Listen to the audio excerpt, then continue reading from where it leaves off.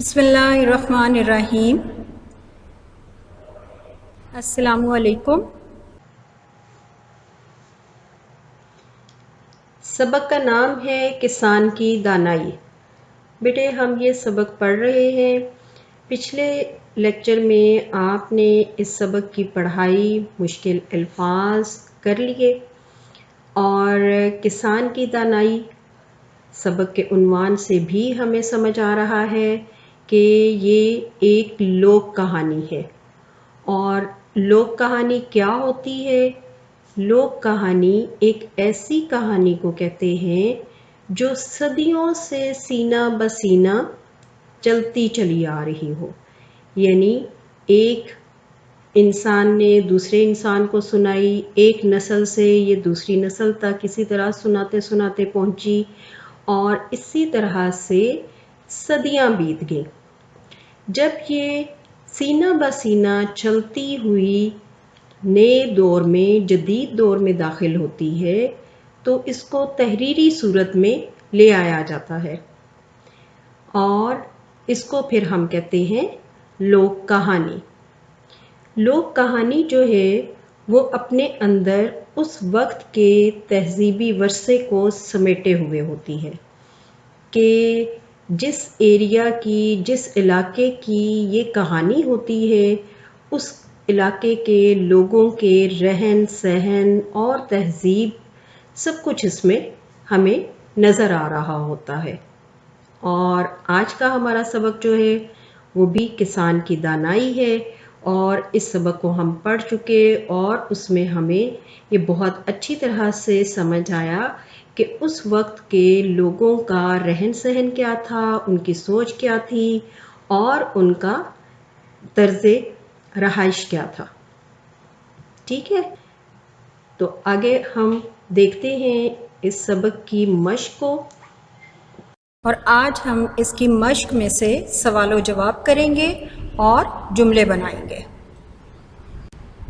سوال و جواب میں پہلا سوال ہے ہمارا، لوک کہانی سے کیا مراد ہے؟ جواب، لوک کہانی سے مراد ہے کہ عوامی کہانی جو سینہ بسینہ چلی آ رہی ہو اور جس کا مصنف معلوم نہ ہو۔ سوال نمبر 2، بادشاہ نے کسان سے کیا سوال کیا؟ جواب، بادشاہ نے کسان سے سوال کیا کہ تم اس کھیت سے کتنا کما لیتے ہو؟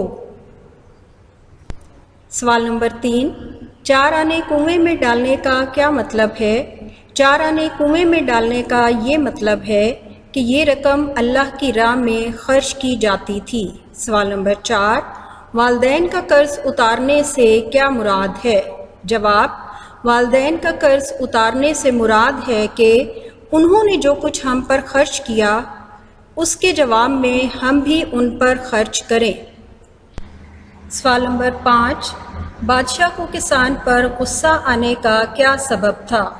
جواب، بادشاہ کو کسان پر غصہ آنے کا سبب یہ تھا کہ اس نے وہ بات وزیر کو بتا دی جس کو بتانے سے منع کیا گیا تھا۔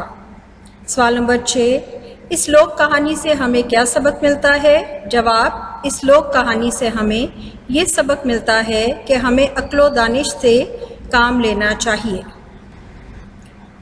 جی بیٹے، اب ہم الفاظ و محاورات کو جملوں میں استعمال کرتے ہیں، اور یہ آپ نے نیٹ نوٹ بک پر کس طرح سے کرنے ہیں، جیسا کہ آپ کو بتایا گیا ہے کہ آپ لوگوں نے یہ محاورات کے جملے یا الفاظ کے جملے خود سے بنانے ہیں۔ میں نمونے کے طور پر آپ لوگوں کو بتا دیتی ہوں۔ سب سے پہلا جملہ ہے زیرک۔ عائشہ ایک زیرک لڑکی ہے۔ زین کسنا، وزیر نے زین کسی اور سرحد کی طرف چل پڑا۔ دم لینا، پولیس نے چور کو پکڑ کر ہی دم لیا۔ زبان دینا، زبان دینے کے بعد وعدہ خلافی نہیں کرنی چاہیے۔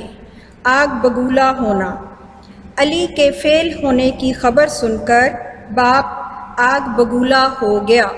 تیش میں آ جانا، علی کے منہ سے گالی سن کر احمد تیش میں آ گیا۔